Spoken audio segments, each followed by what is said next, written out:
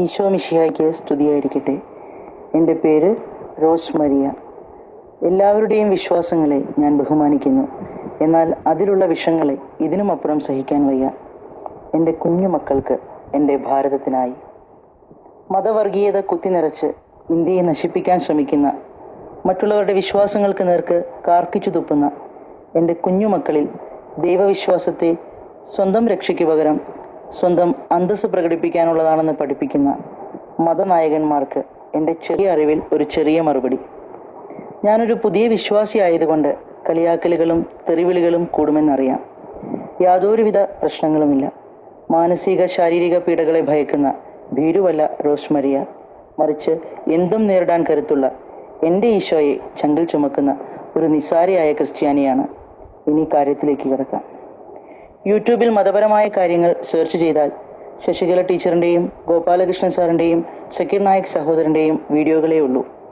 വിരോധാഭാസം എന്താണെന്നാൽ കൂടുതൽ വീഡിയോകളിലും ആരും സ്വന്തം മതങ്ങളെക്കുറിച്ച് അറിവ് പകരുകയല്ല, മറിച്ച് മറ്റു മതങ്ങളെ വിശദമായി വളച്ചൊടിച്ച് എങ്ങനെയൊക്കെ തെറ്റിദ്ധരിപ്പിക്കാം, അധിക്ഷേപിക്കാം എന്നുള്ള ശ്രമത്തിലാണ്. ഇതിലും അധപ്പതിക്കാൻ ഭാരതീയ സംസ്കാരത്തിന് മറ്റെന്ത് വേണം? നമ്മൾ ക്രിസ്ത്യാനികൾക്ക് അഭിമാനിക്കാം. മേൽപ്പറഞ്ഞ കാര്യങ്ങൾക്ക് ചെറിയ മറുപടികളല്ലാതെ ആരുടെയും വിശ്വാസത്തെ സ്പർശിച്ചു കണ്ടില്ല. എൻ്റെയും ഉദ്ദേശം മറുപടി മാത്രമേ ഉള്ളൂ. ചില സത്യങ്ങൾ ചോദിച്ചു പോകുന്നു എന്ന് മാത്രം. ശശികല ടീച്ചറിനെ ചില സ്ഥലത്ത് വിഷകല എന്ന് വിശേഷിപ്പിച്ചു കണ്ടു. ചില വീഡിയോകൾ കണ്ടപ്പോൾ അറിയാതെ എൻ്റെ മനസ്സും അങ്ങനെ വിളിച്ചുപോയി. എന്താണ് ടീച്ചറെ ഇത്? മതഭ്രാന്ത് മൂത്താൽ ഇങ്ങനെയും ആവുമോ? നിങ്ങളുടെ മനസ്സിൽ തീർച്ചയായും ദൈവമില്ല, മറിച്ച് വർഗീയത മാത്രമേ ഉള്ളൂ. എൻ്റെ സന്യസ്ത സഹോദരിമാരെയും അമ്മമാരെയും അടച്ചാക്ഷേപിച്ചു കേട്ടു. നിർത്തിക്കോളൂ ടീച്ചറെ ഈ വിവരക്കേടുകൾ. ടീച്ചർ ഒറീസയിൽ പോയി മനസ്സിലാക്കണം. കാണ്ഡമാൽ അറിയണം. എൻ്റെ പ്രിയപ്പെട്ടവരുടെ സഹനങ്ങൾ ടീച്ചർ മനസ്സിലാക്കണം. നിങ്ങളും ഒരു സ്ത്രീയല്ലേ? ഇത്രയും തരംതാണ് എങ്ങനെ ചിന്തിക്കാൻ പറ്റുന്നു? അത് കേട്ട് കൈകൊട്ടാനും ചിരിക്കാനും കുറെ നപുംസകങ്ങളും. നാണമില്ലേ സഹോദരങ്ങളെ നിങ്ങൾക്കൊക്കെ? നിങ്ങളുടെ അമ്മമാർക്ക്, സഹോദരങ്ങൾക്ക്, മക്കൾക്ക് ആ അവസ്ഥ വന്നിരുന്നെങ്കിൽ ഇങ്ങനെ നിങ്ങൾ പെരുമാറുമായിരുന്നോ? അവർക്കും പ്രിയജനങ്ങളുണ്ടെന്ന് മറക്കണ്ട. പിന്നെ അവരുടെ വലിയ മനസ്സ് ടീച്ചർ എങ്ങനെ കാണും? ഇരുട്ടിൽ വിളക്ക് വയ്ക്കാൻ ശ്രമിച്ചാലും മനസ്സിലെ വിഷമാകുന്ന കാറ്റ്, വർഗീയതയാകുന്ന കാറ്റ് അത് അണച്ചു കളയില്ലേ? പ്രതികരിക്കില്ല എന്നറിഞ്ഞുകൊണ്ടും മറ്റു പല പിൻബലത്തിലും ഈ വിളിച്ചു പോകുന്നത് ഏത് തൊലിക്കെട്ടിയുള്ളവർക്കും സാധിക്കും. സുരക്ഷിതത്വമില്ലാത്ത അവസ്ഥയിലും ദൈവത്തെ അങ്ങേയറ്റം സ്നേഹിക്കാനും മറ്റുള്ളവർക്ക് വേണ്ടി പ്രവർത്തിക്കാനും സാധിക്കണമെങ്കിൽ കുറച്ച് പുണ്യം ചെയ്യണം. കുത്താൻ ബുദ്ധിമുട്ടില്ല ടീച്ചറെ, മനക്കെട്ടി മതി. എന്നാൽ കുത്ത് സഹിക്കാൻ ചങ്കുറപ്പ് വേണം. മൃഗമാവാൻ വളരെ എളുപ്പമാണ്, മനുഷ്യനാവാൻ വളരെ ബുദ്ധിമുട്ടും. ശശികല ടീച്ചർ ഓങ്കാരം മുഴക്കിയാൽ പള്ളികളും മസ്ജിദും പൊളിഞ്ഞു പോകുമെന്ന് വിചാരിക്കുന്നത് ഒരു കുട്ടി ഷവറിൻ ചോട്ടിൽ കുളിക്കുമ്പോൾ അതാണ് മഴ എന്ന് വിചാരിക്കുന്ന പോലെയാണ്. പിന്നെ ദാരിദ്ര്യം മാറ്റുക എന്നുള്ളത് ക്രൈസ്തവരുടെ കടമയല്ല, സർക്കാരിൻ്റെ മാത്രം ഉത്തരവാദിത്തമാണെന്ന് പറയാനുള്ള ആ മനസ്സ് സമ്മതിച്ചു ടീച്ചറെ. സ്വന്തം കുഞ്ഞിന് പരുക്ക് പറ്റിയാൽ വാരിയെടുത്ത് വേണ്ടത് ചെയ്യാൻ ടീച്ചർ ആശുപത്രിയിൽ നിന്ന് ആൾക്കാർ വരട്ടെ എന്ന് പറയുമോ? ഞാൻ ചെയ്യില്ല, മറ്റുള്ളവർ ചെയ്യാനും പാടില്ല അല്ലേ? കൊള്ളാം ടീച്ചർ. ഇനിയെങ്കിലും സ്പർദ്ധ വളർത്തുന്ന ജൽപ്പനങ്ങൾ നിർത്തൂ. ടീച്ചറുടെ വാഗ്ധോരണി മാനവ സമാധാനത്തിനാകട്ടെ. ഞാൻ ഒരു രാഷ്ട്രീയ ചായവുമുള്ള വ്യക്തിയല്ല. മതം നോക്കി സ്നേഹിക്കാൻ എന്നെ ഇതുവരെ ആരും പഠിപ്പിച്ചിട്ടില്ല. പ്രവൃത്തികളിലെ നന്മ നോക്കി സപ്പോർട്ട് ചെയ്യാനാണ് എൻ്റെ മുതിർന്നവരും പ്രിയപ്പെട്ടവരും എൻ്റെ ഗുരുക്കന്മാരും എനിക്ക് പറഞ്ഞു തന്നിട്ടുള്ളത്. ശശികല ടീച്ചറിനും ഗോപാലകൃഷ്ണൻ സാറിനും കോൺഗ്രസിലും കമ്മ്യൂണിസ്റ്റിലും ഇല്ലാത്ത കുറ്റങ്ങളില്ല. എന്നാൽ BJPക്ക് ഇല്ലാത്ത ഗുണങ്ങളില്ല. ഇന്ത്യയെ ഹിന്ദുരാഷ്ട്രമാക്കി അടങ്ങൂ എന്നാണെങ്കിൽ ഉറപ്പിച്ചു പറയുന്നു, നടക്കില്ല അതൊരിക്കലും. ഇന്ത്യ എന്നും മതേതര രാഷ്ട്രമായിരിക്കും. 2% വരുന്ന ഞങ്ങൾ ക്രിസ്ത്യാനികളെ എന്തിനാണ് നിങ്ങൾ ഇത്രയും ഭയക്കുന്നത്? ഞങ്ങളും ഇവിടെ ജീവിച്ചോട്ടെ. ഞങ്ങളുടെ കുഞ്ഞുങ്ങളും സമാധാനത്തോടെ ജീവിക്കാനുള്ള സാഹചര്യം ഉണ്ടാക്കിയേ പറ്റൂ. ഇനി ഗോപാലകൃഷ്ണൻ സാറിനോട് അങ്ങയോടുള്ള എല്ലാ ബഹുമാനവും മനസ്സിൽ സൂക്ഷിച്ചുകൊണ്ട് തന്നെ പറയുകയാണ്. ഇത്രയും പഠിപ്പും വിവരവും ലോകപരിചയവുമുള്ള സാർ എങ്ങനെ ഇങ്ങനെയൊക്കെ സംസാരിക്കുന്നു? ഈശോയെ മനസ്സിലാക്കാൻ വിശുദ്ധ ബൈബിൾ മാത്രം മതി. അതിന് മറ്റൊരു ഗ്രന്ഥങ്ങളുടെയും ആവശ്യമില്ല. എന്നാലും അങ്ങയുടെ ചില പരാമർശങ്ങൾക്ക് ഉത്തരമായി ചില ശ്ലോകങ്ങൾ ഉപയോഗിക്കുന്നു. വിശുദ്ധ ബൈബിളിനെ വേദം എന്ന് പറഞ്ഞാൽ വേദത്തെ അവഹേളിക്കലാണെന്ന് അങ്ങ് പറഞ്ഞു കേട്ടു. എന്താണ് സർ വേദം എന്ന പദത്തിനർത്ഥം? ജ്ഞാനം, അറിവ്, അത്രമാത്രം. ഒരു ഭാഷയും ഒരു മതത്തിനും സ്വന്തമല്ല. ഹിന്ദു എന്ന സംസ്കാരത്തെ ഹിന്ദു എന്ന മതത്തിൻ്റെതാക്കി ഒതുക്കാൻ ഇത്രയും താഴരുത് അങ്ങ്. സംസ്കൃത ഭാഷാ ഉന്നമനത്തിനായി 1791 സമ്പൂർണ്ണാനന്ദ് എന്ന വിദ്യാലയം, പിന്നീട് 1958 യൂണിവേഴ്സിറ്റിയായി ഇന്ത്യയിൽ അനുവദിച്ചത് ലോർഡ് കോൺവാലിസ് എന്ന ഹിന്ദു ആണെന്ന് അങ്ങേക്കറിയാമല്ലോ. അങ്ങ് യജുർവേദത്തിൽ വായിച്ചു കാണുമല്ലോ. യഥേമാം വാചം കല്യാണിമാവതാനി ജനേഭ്യഃ ബ്രഹ്മരാജന്യഭ്യാം ശൂദ്രായ ചാര്യായ ച സ്വായ ചാരണായ. എല്ലാ മനുഷ്യരുടെയും ഐശ്വര്യത്തിനായി എല്ലാവർക്കും നന്മ ചെയ്യുന്ന വേദത്തെ, ജ്ഞാനത്തെ നൽകുന്നു. വേദവ്യാസൻ എങ്ങനെ, ആരിൽ ജനിച്ചു? എന്നിട്ടും ആദ്യകാലങ്ങളിൽ വേദം കേട്ട ശൂദ്രന്റെ ചെവിയിൽ ഈയമൊഴിക്കാൻ നിയമമുണ്ടായി. ചാതുർവർണ്ണ്യം ഇല്ലാതാക്കാൻ അദ്വൈതം വന്നിട്ടും പൂർണ്ണമായി സാധിച്ചില്ല. പിന്നെ ഹിന്ദു എന്ന സംസ്കാരത്തെ മതത്തിന്റെ ചട്ടക്കൂട്ടിലേക്ക് ഒതുക്കാൻ നോക്കിയപ്പോൾ പല അനാചാരങ്ങളും നിലവിൽ വന്നു. വേലിമാറി സംബന്ധമായി ദേവദാസി സമ്പ്രദായം രാജപുത്രിമാർ വരെ പിന്തുടർന്നു. പിന്നെ നായർ തറവാടുകളിലെ പണ്ടുകാലത്തെ ചില ആചാരങ്ങൾ ഞാൻ അങ്ങയെ മനസ്സിലാക്കിക്കേണ്ട കാര്യമില്ലല്ലോ. ഇന്ന് ശശികല ടീച്ചർ എന്ന സ്ത്രീയെ ബഹുമാനിക്കുന്നു. എന്തുകൊണ്ടെന്ന് ഞാൻ പറയുന്നില്ല. അന്ന് എവിടെയായിരുന്നു ഈ സ്ത്രീ സ്വാതന്ത്ര്യം? മാറുമറയ്ക്കാത്ത സ്ത്രീത്വത്തെ അപമാനത്തിൽ നിന്ന് ആര് മാറ്റി? ഭർത്താവ് മരിച്ചാൽ അവസാനിപ്പിക്കേണ്ടി വന്നിരുന്ന സ്ത്രീ ജന്മത്തെ ആര് രക്ഷിച്ചു? മരുമക്കത്തായം എന്തിനു വേണ്ടിയായിരുന്നു സർ? വ്യവഹാരമാലികയിലെ നിയമവ്യവസ്ഥിതി എങ്ങനെയായിരുന്നു? പിന്നെ സ്വാമി വിവേകാനന്ദനെ സാറുമായി ഉപമിക്കുന്നതിന് മുൻപ് ഒന്ന് ചിന്തിക്കണേ സഹോദരങ്ങളെ. കേരളത്തെ ഭ്രാന്താലയം എന്ന് വിവേകാനന്ദ സ്വാമികൾ പറഞ്ഞത് എന്ന്, എന്തിന്? പിന്നെ 1900 ലോസ് ഏഞ്ചൽസിൽ ചെയ്ത പ്രസംഗത്തിലെ 12ാം ഖണ്ഡിക ഒന്ന് മനസ്സിരുത്തി വായിക്കുന്നത് നല്ലതാണ്. ഈശോയുടെ സ്നേഹത്തെ ആത്മാവിൽ അറിഞ്ഞ വരികൾ. മനുസ്മൃതി സർ വായിച്ചിട്ടുണ്ടാവുമല്ലോ. അത് ഈ കാലത്ത് പാലിക്കാൻ അങ്ങേക്ക് പറ്റുമോ? ബൈബിളിലെ പഴയ നിയമത്തിലെ ചില അധ്യായങ്ങൾ അങ്ങയെ ഇത്രയും അർപ്പിക്കുന്നു. എല്ലാ ആദരവോടും കൂടി ഒരു തന്ത്രശ്ലോകം ഉദ്ധരിക്കുന്നു. രജസ്വലായോനിം ധ്യായൻ ശീഘ്രസിദ്ധോ ഭവേത്. ഈ ശ്ലോകത്തിന് പ്രത്യക്ഷ അർത്ഥമല്ല, രഹസ്യാർത്ഥമെന്നറിയാം. എല്ലാത്തിലും പലത് പൊളിഞ്ഞിരിപ്പുണ്ട് എന്ന് ദയവായി അങ്ങ് മനസ്സിലാക്കുക. പ്രിയ യഥാർത്ഥ ഹൈന്ദവ സഹോദരങ്ങളെ, ക്ഷമിക്കണേ, മറ്റു നിവൃത്തിയില്ലാത്തത് കൊണ്ടാണ്. ഈശോയുടെ പിതൃത്വം അറിയേണ്ട വികല മനസ്സുള്ള പ്രിയരോടൊരു ചോദ്യം. പഞ്ചപാണ്ഡവരുടെ പിതൃത്വം എങ്ങനെ നിങ്ങൾ ഉൾക്കൊണ്ടു? 5 ഭർത്താക്കന്മാരുള്ള പാഞ്ചാലി വരെ അഹല്യ, സീത അല്ലെങ്കിൽ കുന്തി, താര, മണ്ഡോദരി എന്ന നിരയിൽ വന്നു.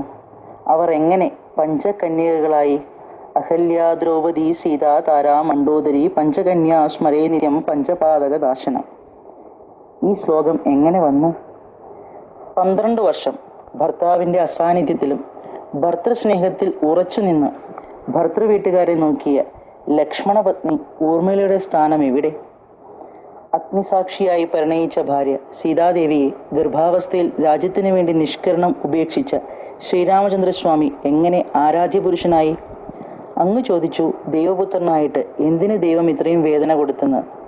അങ്ങയുടെ വിശ്വാസപ്രകാരം ദൈവമായിട്ടും കൂടി ഒരു ഒളിയമ്പിൽ ശ്രീകൃഷ്ണ ഭഗവാൻ സ്വർഗാരോഹണം ചെയ്യേണ്ടി വന്നു. പരമശിവന് ഭിക്ഷയാചിക്കേണ്ടി വന്നു.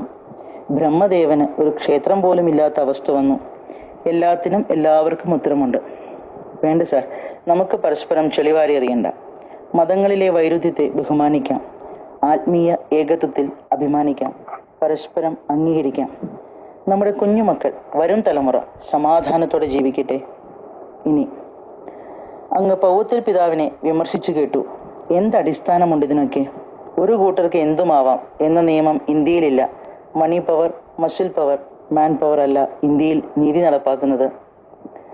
റോമ സാമ്രാജ്യത്തിന്റെ സ്വാധീനമാകാം വസ്ത്രത്തിലെ രാജകീയത. അതിലുപരി അനുഷ്ഠാനങ്ങൾക്ക് സ്ഥാനമുണ്ട്. കൊത്തീന, ഊറാറ, സൂനാറ, കാപ്പ എന്താണെന്നും എന്തിനെയൊക്കെ പ്രതിനിധീകരിക്കുന്നുവെന്നും അങ്ങ് മനസ്സിലാക്കാൻ ശ്രമിക്കുക.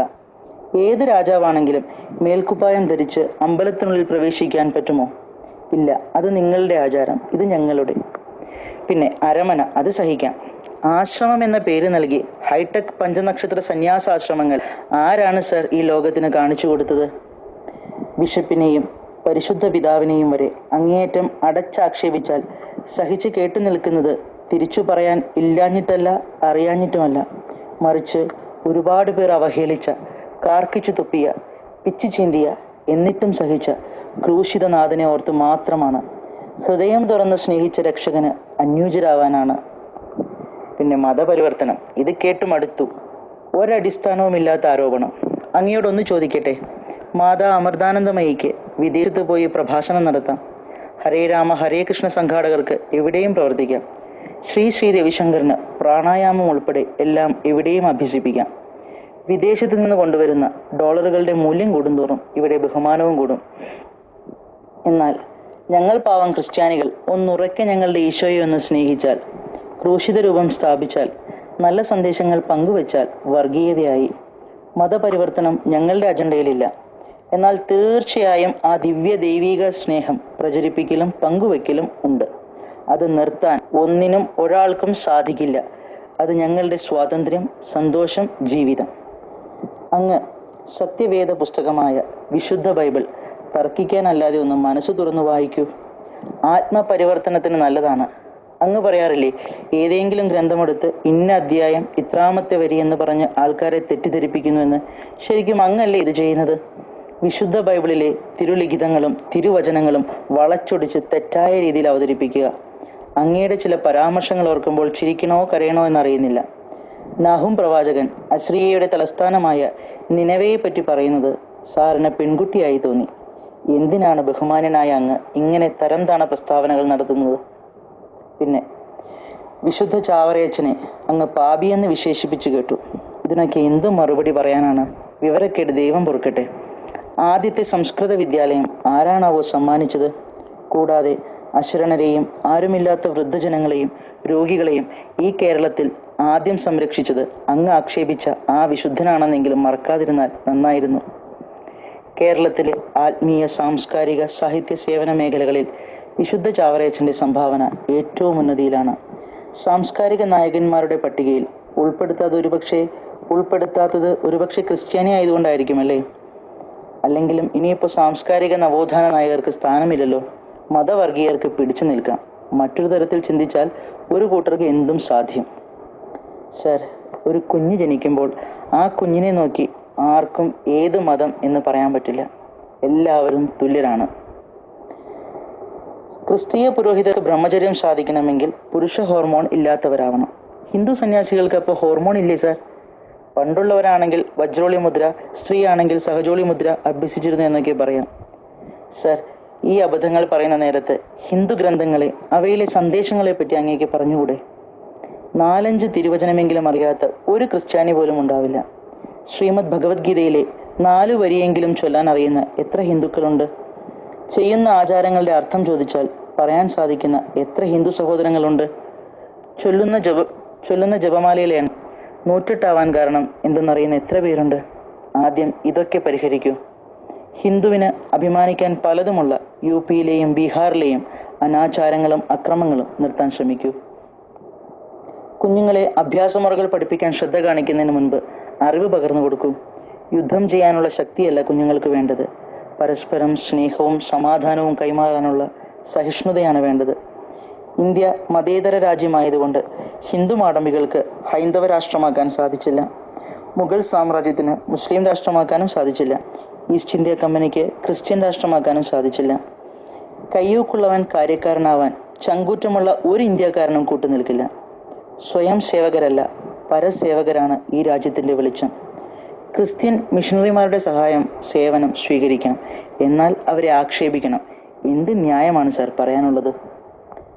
നമുക്ക് ആത്മീയത വളർത്തുന്ന ആരോഗ്യപരമായ തർക്കങ്ങളാവാം.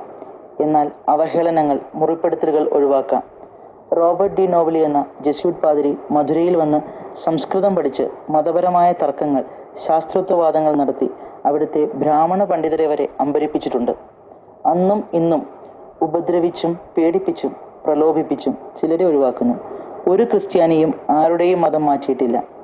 ഇന്ത്യൻ ഭരണഘടനയിലെ പാർട്ട് 3 ആർട്ടിക്കിൾ 15ഉം 25ഉം മതസ്വാതന്ത്ര്യത്തെക്കുറിച്ച് ആണ്. വിശുദ്ധ ലൂക്കാസ് ശ്ലീഹ എഴുതിയ സുവിശേഷം 9-ാം അധ്യായം 55 ഓർക്കാം. എന്തിനാണ് ഈശോ ശിഷ്യന്മാരെ ശാസിച്ചതെന്ന് നമുക്ക് ഓരോ ക്രിസ്ത്യാനികൾക്കും മറക്കാതിരിക്കാം. ഹിന്ദു സഹോദരങ്ങൾ ഋഗ്വേദത്തിലെ സംഗച്ഛദ്വം സവദ്വന്ദ്വം സംവോ മനംസി ജാനതാം എന്ന ശ്ലോകാർത്ഥം ഗ്രഹിക്കട്ടെ. മുസ്ലിം സഹോദരങ്ങൾ സൂറത്തുൽ കാഫിറൂൻ 6-ാം ആയത്ത് ലഘും ദീനുക്കും വലിയ ദീൻ ഓർക്കട്ടെ. എൻ്റെയോ എൻ്റെ പ്രിയപ്പെട്ടവരുടെയോ സന്തോഷത്തിനോ വേദനയ്ക്കോ ബലിയാക്കാനുള്ളതല്ല എൻ്റെ ഈശോ എന്നോട് ക്രൂശിൽ കാണിച്ച സ്നേഹം.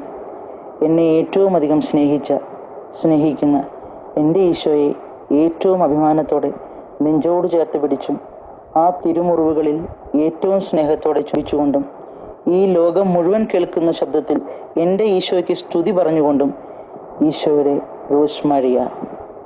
എല്ലാവർക്കും ഈശോയുടെ സമാധാനം ആശംസിക്കുന്നു.